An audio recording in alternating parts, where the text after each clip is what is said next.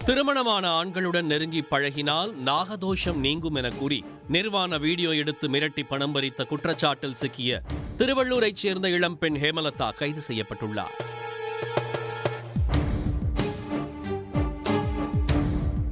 Chennai basin bridge பகுதியைச் சேர்ந்த தென்னரசு கோமளா தம்பதியின் மகள்தான் ஹேமலதா. ஹேமலதா திருப்பாச்சூரில் உள்ள தனியார் கல்லூரியில் பிகாம் படிக்கும்போது எதிர் வீட்டைச் சேர்ந்த ஆட்டோ ஓட்டுநர் இளங்கோவை காதல் வலையில் வீழ்த்தி திருமணம் செய்து கொண்டார். அவர்களுக்கு பெண் குழந்தை பிறந்தது. பின்னர் சென்னைக்கு கம்ப்யூட்டர் கோச்சிங் கிளாஸ் சென்றபோது திருச்சியைச் சேர்ந்த இளைஞர் விக்கியுடன் பழக்கம் ஏற்பட்டது. இது பற்றி இளங்கோவுக்கு தெரியவரவே மனைவியை கண்டித்தார். நாளடைவில் மனைவியின் செயல்பாடு சரியில்லாததால் அவரிடமிருந்து இளங்கோ குழந்தையுடன் பிரிந்து சென்று வேறொரு திருமணம் செய்து கொண்டார். அதனால் ஹேமலதா தம்மை விட வயது குறைவான விக்கியை இரண்டாவது திருமணம் செய்து கொண்டார். அவர்களுக்கு ஆண் குழந்தை பிறந்தது. பின்னர் திருச்சியிலிருந்து சென்னைக்கு ரயிலில் வரும்போது ரயில் டிக்கெட் பரிசோதகரிடம் நட்பு கிடைத்துள்ளது. அதுகுறித்து விக்கிக்கு தெரிய வரவே இருவரிடையே விரிசல் ஏற்பட்டுள்ளது.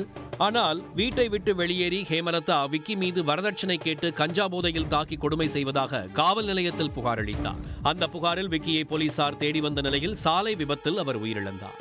அதன் பிறகு ஹேமலதா தனது அப்பா அம்மா குடியிருக்கும் திருவள்ளூர் மாவட்டம் பிரியாங்குப்பத்திற்கே வந்துள்ளார்.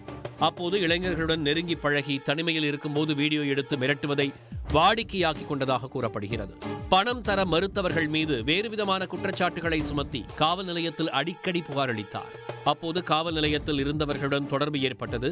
அதை ஹேமலதா சாதகமாக பயன்படுத்திக் கொண்டதாக தெரிகிறது. தனக்கு நாகதோஷம் இருப்பதாகவும் திருமணமான ஆண்களுடன் நெருங்கி பழகினால் நாகதோஷம் கழிந்துவிடும் என கூறி மேலும் சில இளைஞர்களை காதல் வலையில் வீழ்த்தினார். கிண்டியில் உள்ள நட்சத்திர ஹோட்டல்களில் இரவு பார்ட்டியில் பங்கேற்று நடனமாடியதால் தொழிலதிபர்கள் அறிமுகம் கிடைத்தது.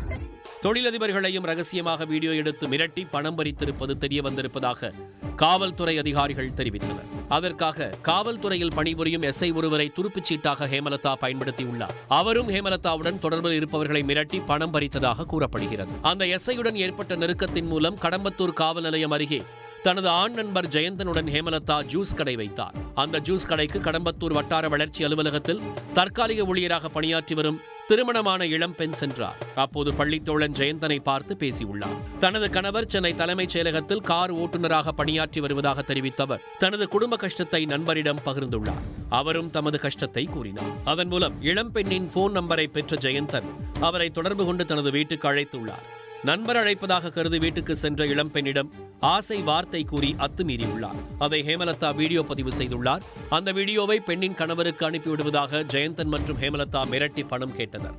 மேலும் பெண்ணின் கணவரை தொடர்பு கொண்டும் பணம் கேட்டு மிரட்டியுள்ளனர். இதையடுத்து ஜெயந்தன் ஹேமலதா மீது பெண் காவல்துறையில் புகார் அளித்தார். போலீசார் வழக்கு பதிந்து நடத்திய விசாரணையிலேயே ஹேமலதாவின் பாலியல் முறைகேடுகள் அம்பலமானது. அதன் பேரில் ஹேமலதா மற்றும் ஜெயந்தன் மீது 9 பிரிவில் போலீசார் வழக்கு பதிவு செய்து தேடி வந்தனர். இந்நிலையில் அரக்கோணம் பகுதியில் நண்பர் வீட்டில் பதுங்கியிருந்த ஹேமலதாவை திருவள்ளூர் தனிப்படை போலீசார் கைது செய்தனர்.